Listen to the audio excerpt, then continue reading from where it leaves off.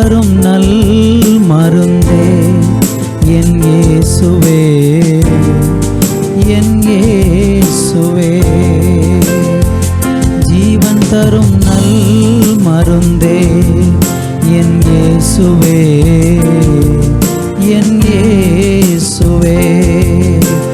வழியும் சத்தியமும் ஜீவனுமானவர், வழியும் சத்தியமும் ஜீவனுமானவர். நித்திய ஜீவனை நம்மில் தருபவர், நித்திய ஜீவனை நம்மில் தருபவர். ஜீவன் தரும் நல் மருந்தே என் இயேசுவே, என் இயேசுவே. ஜீவன் தரும் நல் மருந்தே என் இயேசுவே, என் இயேசுவே.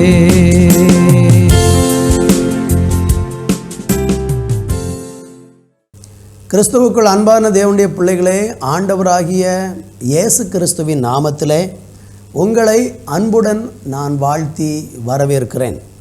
விசேஷமாக இந்த நாளிலையும் கூட நம்ம ஆண்டுடைய வார்த்தையை தியானிக்க போகிறோம். வேத புஸ்தகத்திலிருந்து ஏசாயா தீர்க்க தரிசன புஸ்தகத்தில் 35ஆம் அதிகாரம் 3-4 வசனங்களை வாசித்து இன்றைக்கு நம்ம தியானிக்க போகிறோம். வேதம் இப்படி சொல்கிறது: தளர்ந்த கைகளை திடப்படுத்தி தள்ளாடுகிற முழங்கால்களை பலப்படுத்துங்கள். மனம் பதறுகளை பார்த்து நீங்கள் பயப்படாதிருங்கள், திடன் கொள்ளுங்கள். இதோ உங்கள் தேவன் நீதியை சரிகட்டவும் உங்கள் தேவன் பதிலளிக்கவும் வருவார். அவர் வந்து உங்களை ரட்சிப்பார் என்று சொல்லுங்கள். அருமையானவர்களே, வாசித்து கேட்ட இந்த வேத வசனத்திலே தளர்ந்து போன கைகளை திடப்படுத்தி தள்ளாடுகிற முழங்கால்களை பலப்படுத்துங்கள் என்று சொல்லுகிறதை பார்க்கிறோம். அருமையானவர்களே, அநேக நேரங்களில் நம்முடைய கைகள் தளர்ந்து போகிற சூழ்நிலைகள் நம்முடைய வாழ்க்கையில் வரலாம். ஒரு தேவனை தேடக்கூடிய ஒரு மனுஷனுடைய வாழ்க்கையில் ரொம்ப ரொம்ப அவசியமாக இருக்கக்கூடிய ஒரு காரியம் என்னவென்றால், அவனுடைய கைகள் ஒரு நாளும் தளர்ந்து போய்விடவே கூடாது. அவனுடைய முழங்கால்கள் ஒரு நாளும் தள்ளாடி போகவும் கூடாது. ஏனென்றால் தேவனாகிய கர்த்தர் நம்மளை அழைத்திருப்பது எதற்காகனா, அவருக்காக நிலை நிற்பதற்காகவும் நம்முடைய கைகளை உயர்த்தி ஆண்டவரை துதிக்கவும் அவரை ஆராதிக்கவுமே தேவன் நம்மளை இந்த நாட்களில் தெரிந்தெடுத்திருக்கிறார். அநேக நேரங்களிலே நம்முடைய கைகள் எந்தெந்த சூழ்நிலைகளிலே தளர்ந்து போகிறது என்கிறத குறித்து நம்ம வேதத்தில் பார்க்கும் பொழுது, எரேமியா தீர்க்க தரிசன புஸ்தகம் அதனுடைய 6ஆம் அதிகாரத்தில் 24வது வசனத்தை வாசிக்கும்போது அங்கு வேதம் சொல்லுகிறது: அவர்கள் வருகிற செய்தியை கேட்டோம், நம்முடைய கைகள் தளர்ந்தது, இடுக்கணும் கர்ப்பவதிக்கு உண்டாகும் வேதனைக்கொப்பான வேதனையும் நம்மை பிடித்தது. அருமையானவர்களே, சில நேரங்களில் நமக்கு உண்டாகக்கூடிய ஒரு பெரிய பிரச்சனை என்ன? சில செய்திகளை நம்ம கேள்விப்படும் போது, சில காரியங்களை, சில பிரச்சனைகளின் வழியாக நாம் கடந்து போகும்போது நம்முடைய கைகள் தளர்ந்து போய்விடுகிறதை பார்க்க முடிகிறது. எசேக்கியா ராஜாவை குறித்து நம்ம வேதத்தில் படித்து பார்த்திங்கன்னா, ஏசாயா தீர்க்க தரிசன புஸ்தகத்தில் இந்த எசேக்கியாவுக்கு ஒரு பயங்கரமான ஒரு நெருக்கமான சூழ்நிலை வருகிறதை 37ஆம் அதிகாரத்தில் நீங்கள் பார்க்க முடிகிறது. அங்கே நீங்கள் பார்த்தீங்கன்னா, அசீரியருடைய ராஜாவாகிய சனகரிப் என்று சொல்லக்கூடிய அந்த அசீரிய ராஜா வந்து இந்த எசேக்கியாவுக்கு விரோதமாக தன்னுடைய படைகளையெல்லாம் சேர்த்து கொண்டு வந்து நின்று அவன் சொல்லக்கூடிய சில வார்த்தைகளை 37ஆம் அதிகாரத்தில் நீங்கள் பார்க்க முடிகிறது. அந்த சமயத்தில் எசேக்கியாவுடைய இருதயம் ரொம்ப சோர்ந்து போய்விட்டது. ஆண்டவரே, நான் என்ன செய்வேன்? என்று சொல்லி அவன் மிகவும் பயந்து அவன் தேவனை நோக்கி ஜெபம் பண்ணுகிறதை நம்ம அங்கே பார்க்க முடிகிறது.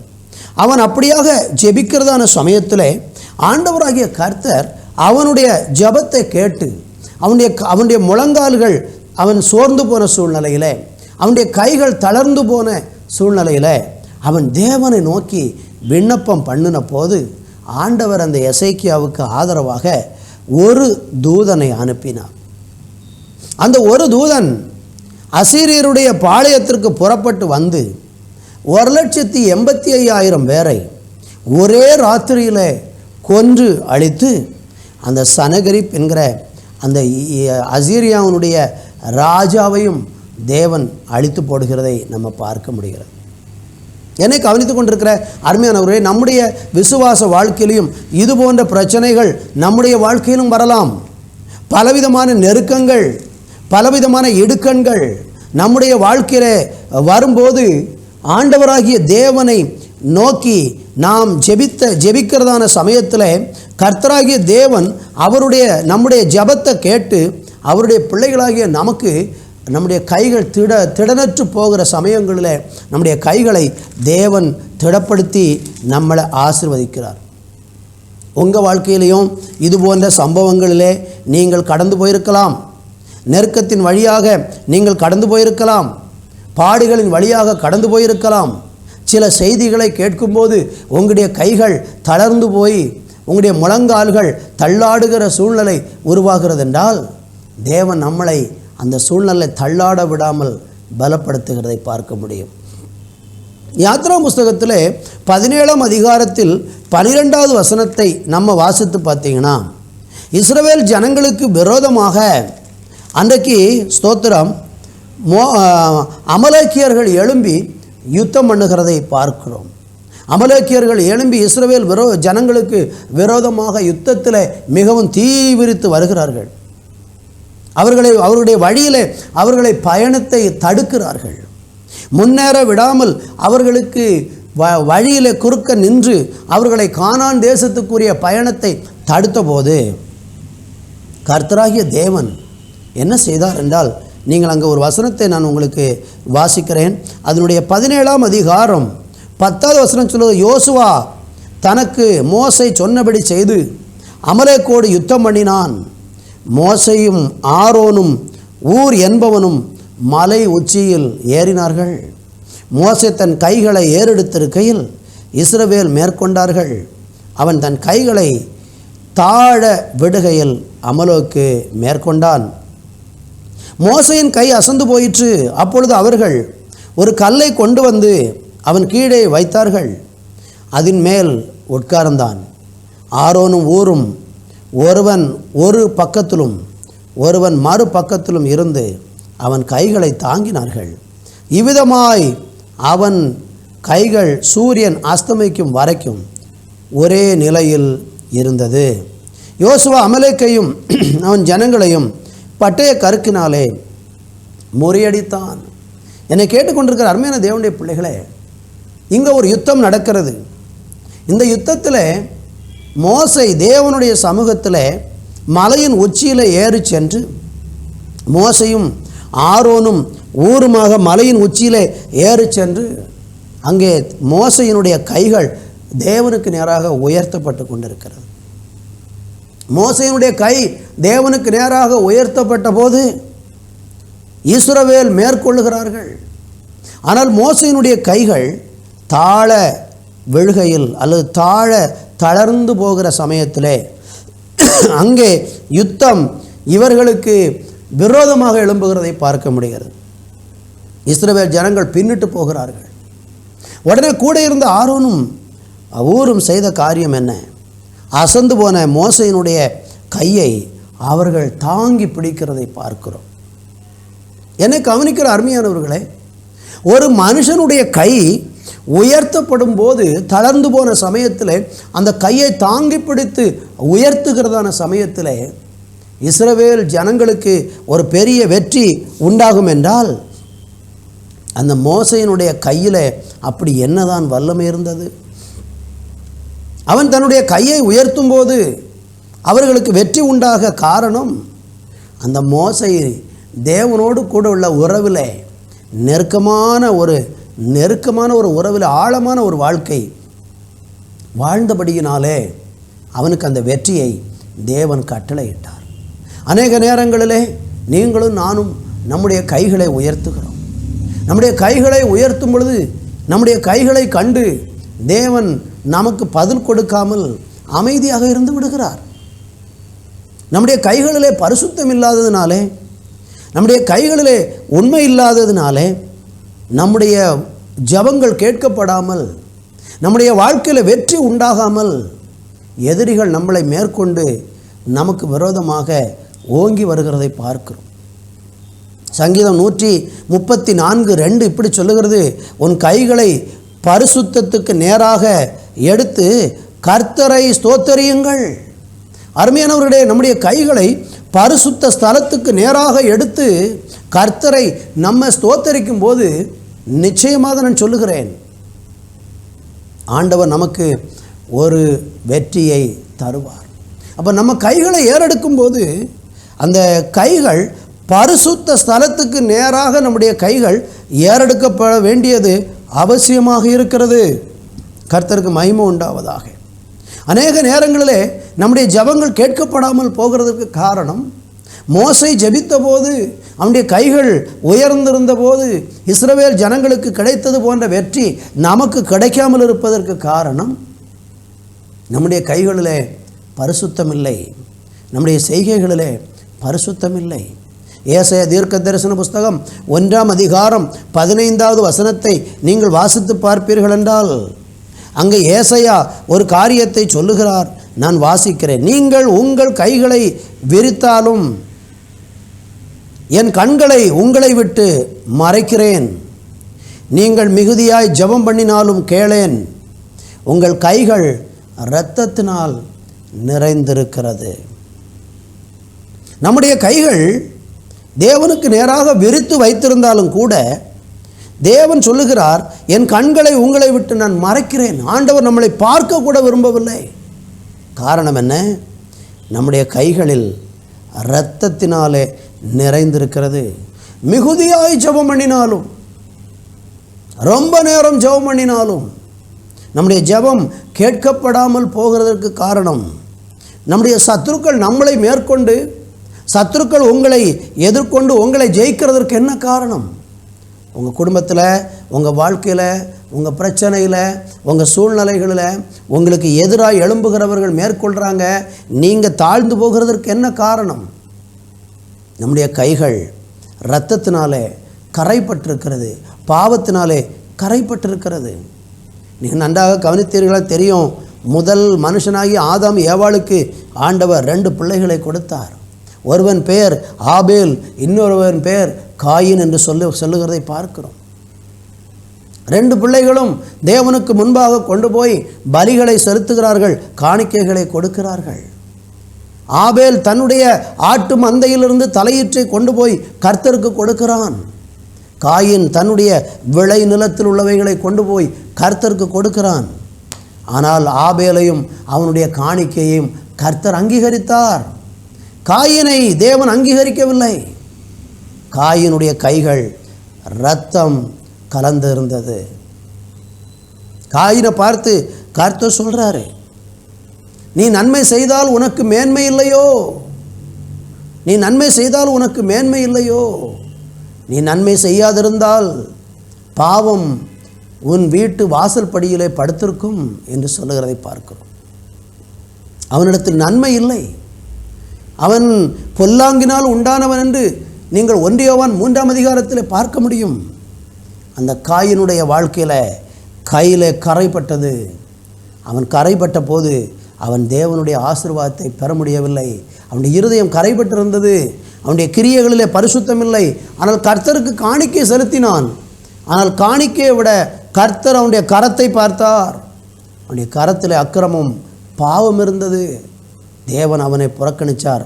அவன் சபிக்கப்பட்ட மனுஷனாக மாறினான். அவன் சந்ததி முழுவதுமாய் சபிக்கப்பட்டது. அதற்கு பிறகு நீங்கள் ஆதியாம் புஸ்தகத்தில் 6 படித்து பார்ப்பீர்கள் என்றால் அந்த நாட்களிலே தேசத்தில் எங்கும் அக்கிரமம் பெருகினது. பூமியிலே பாவம் பெருகியது.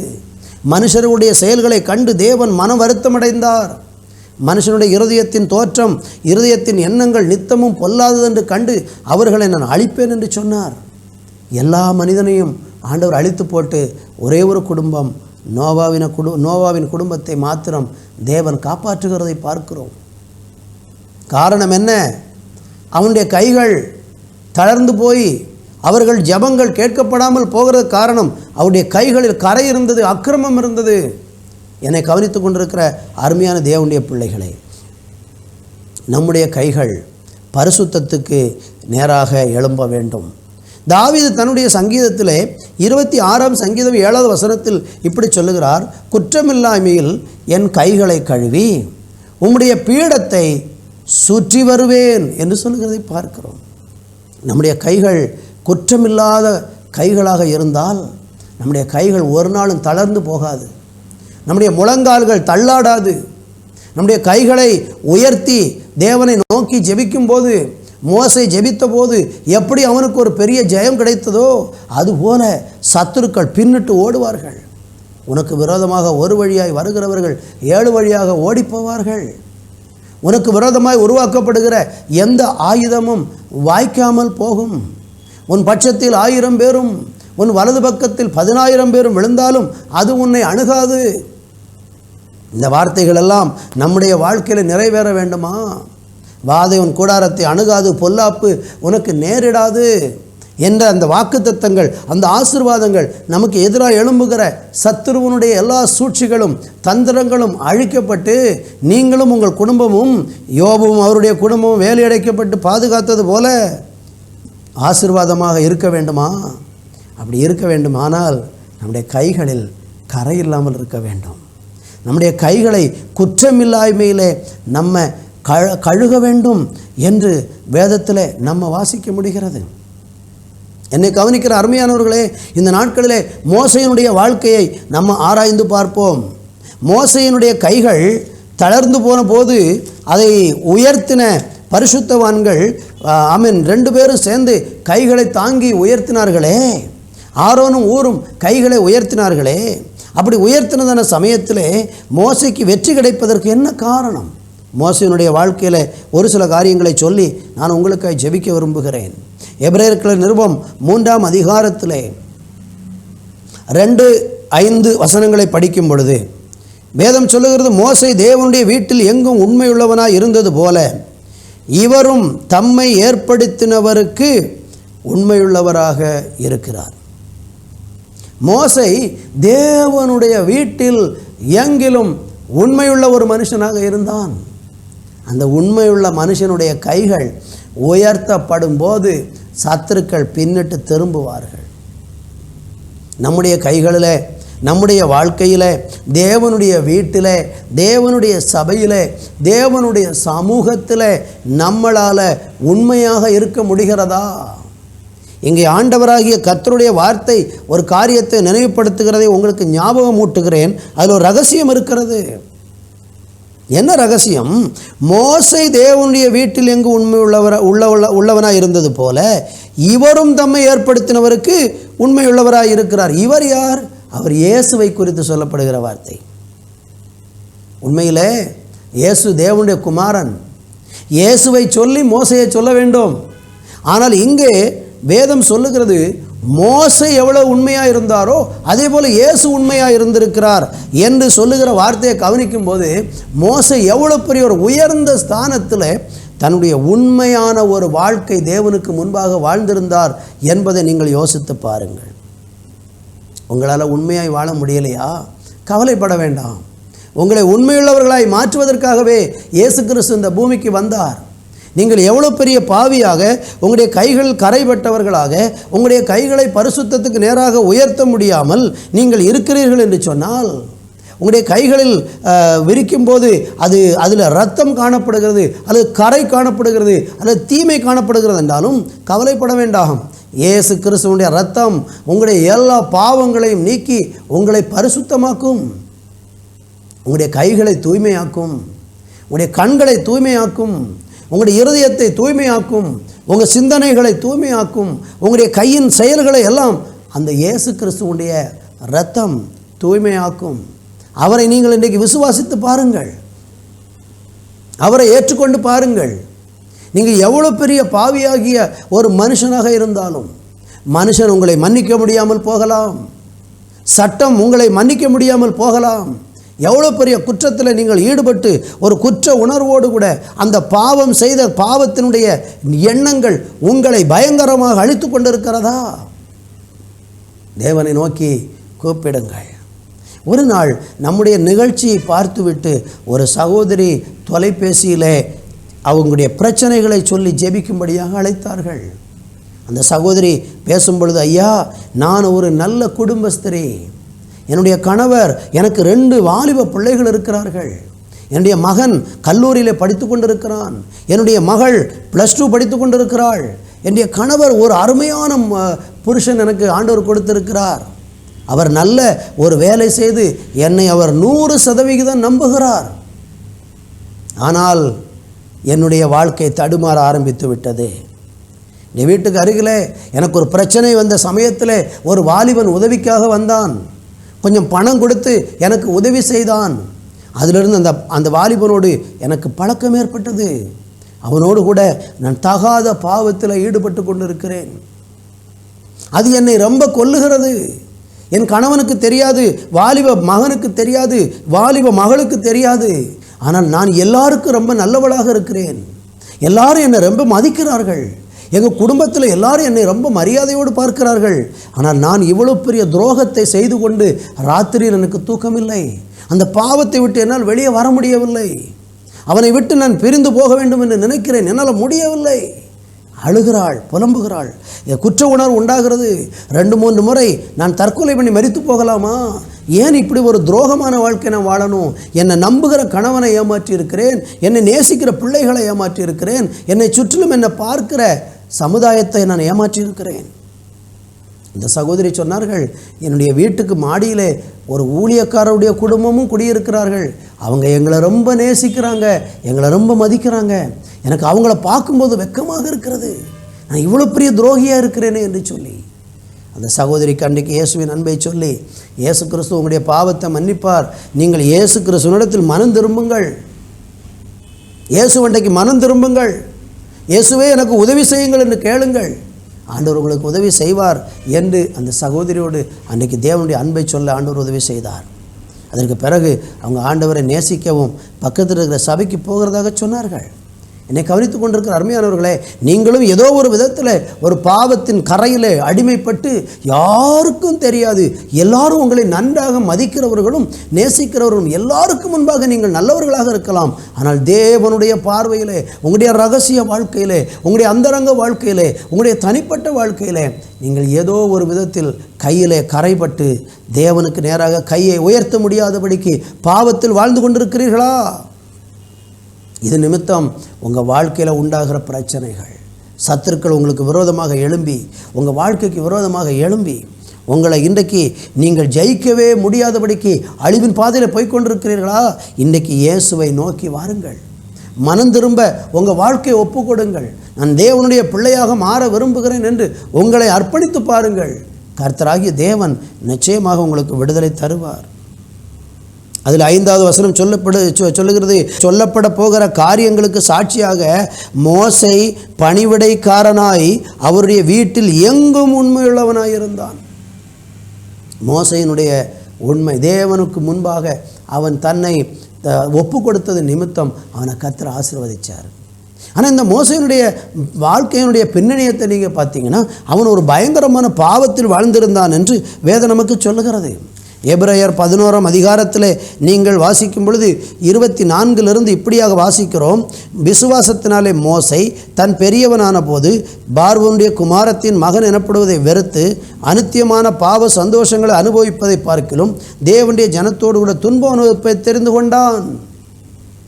ஒரு பாவத்தில் சந்தோஷப்பட்டு வாழ்ந்திருந்த ஒரு மனுஷன், அவன் கைகளில் கரை இருந்தது, அவனுடைய கைகளில் கொலை என்கிற ஒரு கரை இருந்தது. ஒரு நாள் எகிப்தில் வைத்து ஒரு எகிப்தியனை அடித்து கொன்று விட்டான். மாத்திரமல்ல, அவன் அந்த பார்வோனுடைய குமாரத்தின் மகனாக எகிப்தில் இருக்கும்போது நிறைய பாவ சந்தோஷங்களில் ஈடுபட்டு கொண்டிருந்தான். அந்த பாவ சந்தோஷத்தை அனுபவிப்பதை பார்க்கிலும், அனித்தியமான பாவ சந்தோஷங்களை அனுபவிப்பதை பார்க்கிலும், தேவ ஜனத்தோடு துன்பம் அனுபவிப்பதை அவன் தெரிந்து கொண்டு அந்த பாவ வழியை விட்டு அவன் மனம் திரும்பி 26வது வசனம் சொல்கிறது, இனி வரும் பலன் மேல் நோக்கமாக இருந்து எகிப்துள்ள பொக்கிஷங்களிலும் கிறிஸ்துவ நிமித்தம் வரும் நிந்தையை அதிக பாக்கியம் என்று எண்ணினான். இனி வரும் பலன் மேல் நோக்கமானான். எனக்கு மரணத்துக்கு பிறகு ஒரு நித்திய வாழ்வு வேண்டும். நான் இன்றைக்கு பாவத்தில் வாழ்ந்தால் என் மரணத்துக்கு பிறகு நான் நரக பாதாளத்தில் நித்திய காலமாய் வேதனை அனுபவிக்க வேண்டி இருக்குமே. எனவே இனி எனக்கு ஒரு பலன் வேண்டும் என்று சொல்லி அவன் தேவனை விசுவாசித்தான். 27வது வசனம் சொல்லுகிறது, விசுவாசத்தினாலே அவன் அதரிசனமானவரை தரிசிக்கிறது போல உறுதியாயிருந்து ராஜாவின் கோபத்துக்கு பயப்படாமல் எகிப்தை விட்டு போனான். தேவனை அவன் தரிசித்தான். அதற்கு பிறகு நீங்கள் பார்ப்பீர்கள் என்றால் அவனுடைய வாழ்க்கையில் ஏராளம் அற்புதங்களை பார்க்க முடியும். அவன் பயணித்த இடங்களில் எல்லாம் ஆண்டவர் அற்புதங்களை செய்தார். 29வது வசனம் 28 சொல்லுகிறது, விசுவாசத்தினாலே முதற்பேரானவரை சங்கரிக்கிறவன் இஸ்ரவேலை தொடாதபடிக்கு அவன் பஸ்காவையும் இரத்தம் பூசலும் ஆகிய நியமத்தையும் ஆசரித்தான். 29 விசுவாசத்தினாலே அவர்கள் சிவந்த சமுத்திரத்தை உலர்ந்த தரையாக கடந்து போவது போல கடந்து போனார்கள்.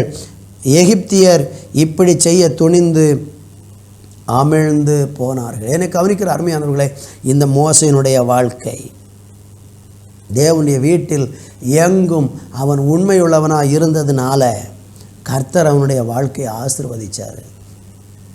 அதனால தான் அவன் கைகளை உயர்த்தின போது சத்துருக்கள் பின்னிட்டு போனார்கள். அவனுடைய கைகளை கர்த்தர் பார்க்கும்போது அவனுக்கு கர்த்தர் யுத்தம் பண்ணினார். நானும் நீங்களும் நம்முடைய கைகளை தேவனுக்கு நேராக உயர்த்தும் போது அந்த கைகள் பரிசுத்தம் அடையணும். நம்மளால் நம்முடைய கையை பரிசுத்தம் பண்ண முடியாது. நம்மளை பரிசுத்தம் பண்ணுகிற ஒருவர் இருக்கிறார். 2000 வருஷங்களுக்கு முன்பாக இந்த பூமிக்கு இறங்கி வந்த ஆண்டவராகிய இயேசு கிறிஸ்து நமக்காக சிலுவையில் இரத்தத்தை சிந்தி மரித்தாரே, நம்முடைய பாவங்களுக்காக சிலுவையில் அடிக்கப்பட்டாரே. அந்த இயேசு கிறிஸ்து உங்களுடைய பாவத்தை மன்னிக்க முடியும், உங்களை பரிசுத்தமாக்க முடியும், உங்களை சுத்திகரிக்க முடியும், உங்களை அநேகருக்கு ஆசீர்வாதமாக அவர் மாற்ற முடியும். இன்றைக்கு நீங்களும் நானும் செய்ய வேண்டியது என்ன? நம்முடைய கைகளை திடப்படுத்த, கைகளை பலப்படுத்த ஆண்டவர் விரும்புகிறார். அருமையானவர்களே, நம்முடைய கைகள் உயர்த்தப்பட வேண்டும். சாலமோனை குறித்து 1 ராஜாக்கள் 8:22, 38, 54 ஆகிய 3 வசனங்களை நீங்கள் படித்து பாருங்கள். சாலமோன் கைகளை உயர்த்தி தேவனுடைய ஆலயத்திலே அவன் ஜெபம் பண்ணுகிறான். ஆலயம் முழுவதும் மகிமை இறங்கி வருகிறது. பரிசுத்தவான்கள் எல்லாரும் தங்களுடைய கைகளை பரிசுத்தத்துக்கு நேராக அவர்கள் ஒப்பு கொடுத்ததுனால அவங்க வாழ்க்கை ஆசீர்வதிக்கப்பட்டது. உபாகமம் 34:9 படிச்சிங்கன்னா, யோசுவாவின் மேல் மோசே கை வைத்த போது அவனை கர்த்தர் தம்முடைய ஆவியினாலே யோசுவாவை நிரப்புகிறார். அந்த அளவுக்கு அந்த மோசையின் கைகளில் வல்லமை இருந்தது. உங்கள் கைகளிலே வல்லமையை தேவன் தருவார், உங்களை ஆசீர்வதிப்பார், உங்களை மேன்மைப்படுத்த விரும்புகிறார். இன்றைக்கு இயேசு அண்டைக்கு வந்து பாருங்கள். நான் உங்களுக்காக ஜெபிக்க விரும்புகிறேன். உங்கள் கைகள் தளர்ந்து போயிருக்கிறதா? முழங்கால்கள் தள்ளாடுகிறதா? பயப்பட வேண்டாம். இயேசு உங்களுக்கு ஒரு புது வாழ்வை தர விரும்புகிறார். உங்களுடைய கைகளை பரிசுத்தப்படுத்த விரும்புகிறார், இருதயத்தை பரிசுத்தப்படுத்த விரும்புகிறார். அர்ப்பணியுங்கள். இயேசுவுக்காக உங்களுக்காக நான் ஜெபிக்கிறேன். நல்ல பிதாவே, இந்த நல்ல வேலைக்காக நன்றி. தங்களுடைய கைகளை தளர்ந்தவர்களாக, முழங்கால்கள் தள்ளாடுகிற நிலையிலே ஆண்டவரே ஸ்தோத்திரம், சத்துருக்கள் அவர்களை மேற்கொள்ளும் விதத்தில் அவர்களுக்கு விரோதமாக எழும்புகிற எல்லா தீமையான கிரியைகளிலிருந்து ஆண்டவருடைய பிள்ளைகளை விடுதலையாக்குவீராக. தங்களுடைய கைகள் பாவத்தினாலே, அசுத்தத்தினாலே, அக்கிரமத்தினாலே ஆண்டவரை நிரம்பி இருக்கிறது நிமித்தமாக அவங்க வாழ்க்கையில் நன்மைகளும் மேன்மைகளும் பெற முடியாதபடிக்கு வேதனையும் துன்பமும் அனுபவித்து கொண்டிருக்கிற உங்கள் பிள்ளைகளை நீங்கள் சந்திக்கும்படியாக நாங்கள் ஜெபிக்கிறோம். அப்பா, நீங்கள் அப்படி செய்ய போகிற நல்ல கிருபைக்காக நமக்கு நாங்கள் கோடி நன்றி ஸ்தோத்திரங்களை ஏறெடுக்கிறோம். கரங்களில் ஒப்பு கொடுக்கிறோம், தாழ்த்துகிறோம். கர்த்தர் பெரிய காரியங்களை செய்வீராக. உன் நாமத்தை மகிமைப்படுத்தும். இயேசுவின் நாமத்தில் ஜெபிக்கிறோம் நல்ல பிதாவே. ஆமேன், ஆமேன். தேவனுடைய பிள்ளைகளே, மற்றும் ஒரு நிகழ்ச்சியில் உங்களை சந்திக்கும் வரைக்கும் கர்த்தருடைய சமாதானம் உங்களோடு இருப்பதாக. ஆமேன், ஆமேன்.